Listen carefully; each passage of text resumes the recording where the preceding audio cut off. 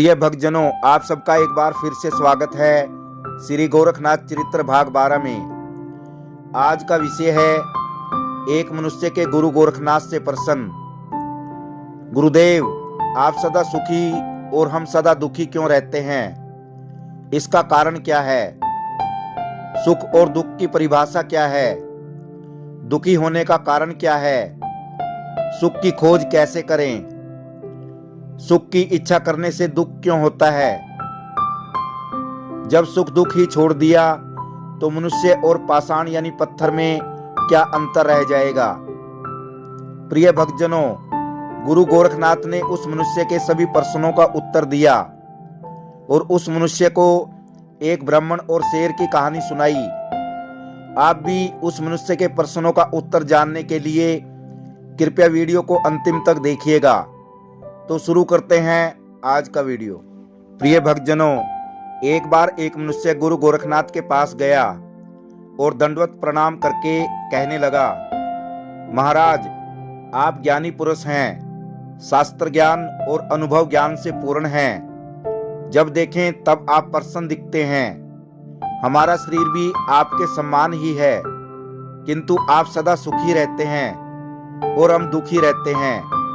इसका क्या कारण है?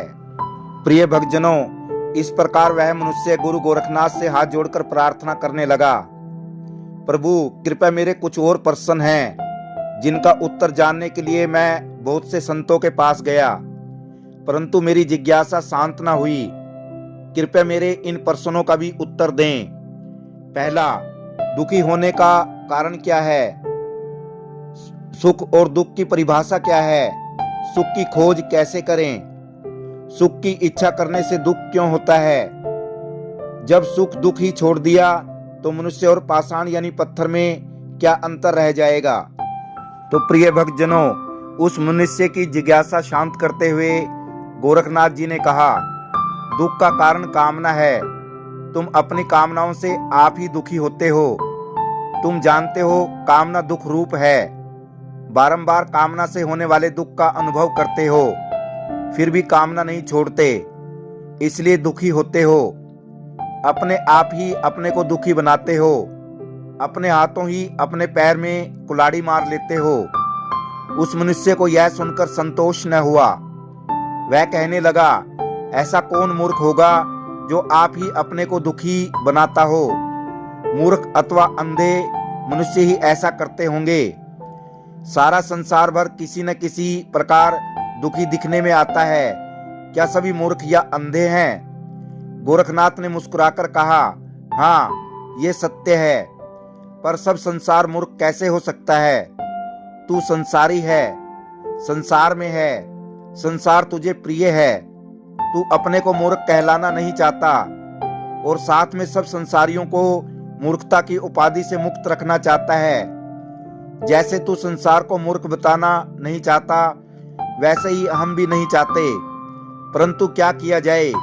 जो आप ही अपना दुख उत्पन्न कर लेता हो वह मूर्ख ही है। प्रिय भक्तजनों, गुरु गोरखनाथ जी बोले, हम दुखी क्यों होते हैं? इसमें प्रथम शब्द जो हम है, उस हम शब्द की मूर्खता से हम दुखी होते हैं। जिसको तू हम कहता है वह कौन है?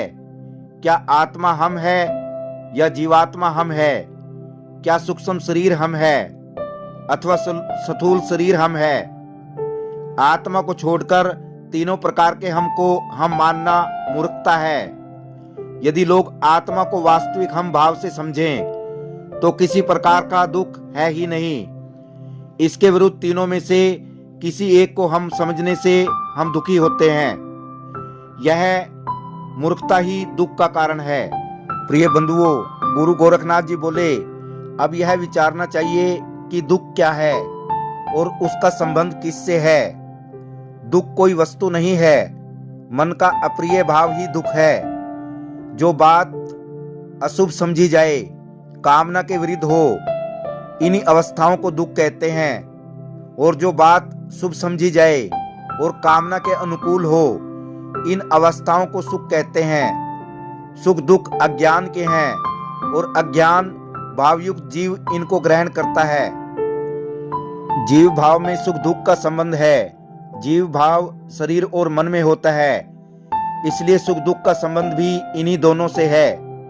जो जीव सुख दुख के ग्रहण त्याग का भाव न रखे तो सुख दुख न होवे। संसारी मनुष्य संसारी पदार्थों के सहारे उत्पन्न हुए दिखते हुए सुख को सुख समझते हैं, सुख की सदा इच्छा रखते हैं और उसके साथ में होने वाले विपरीत दुख को नहीं चाहते। भला यह किस प्रकार बने?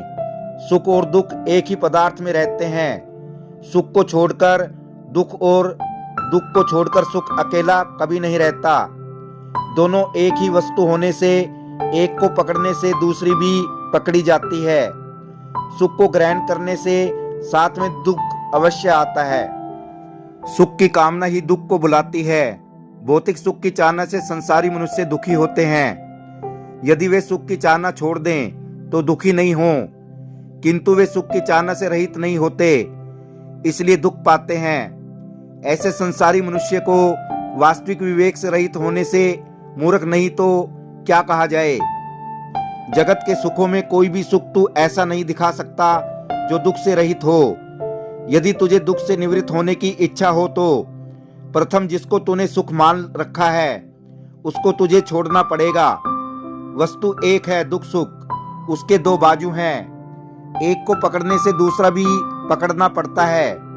जो तू दुख नहीं चाहता तो सुख की भी इच्छा छोड़ दे, फिर दुख नहीं आवेगा। सुख को पकड़ने से दुखी होना पड़ता है, सुख चाहना ही दुख है। प्रिय बंधुओं, वह मनुष्य गुरु गोरखनाथ जी से बोला, प्रभु सुख दुख की परिभाषा और दुख का कारण क्या है वह मेरी समझ में आ गया। आपने ये कहा कि सुख की इच्छा करने से दुख आता है, यह बात पूरी तरह मेरी समझ में नहीं आई। कृपया गुरुजी इस बात को स्पष्ट करें। तब गुरु गोरखनाथ जी बोले, सुख चाहने से दुख क्यों आता है, इसको समझाने के लिए मैं आपको एक कहानी सुनाता हूँ। एक बार की बात है, एक ब्राह्मण एक तालाब के पास से होकर निकल रहा था। वहां उसने कीचड़ में एक शेर फंसा हुआ देखा। तो प्रिय भक्तजनों, ये था श्री गोरखनाथ चरित्र भाग 12। शेष कहानी के लिए कृपया श्री गोरखनाथ चरित्र भाग 13 जरूर देखिएगा। यदि ये वीडियो आपको पसंद आया हो तो वीडियो को शेयर करना और चैनल को सब्सक्राइब करना। आप सभी दर्शकों का धन्यवाद। जय श्री गोरखनाथ जी।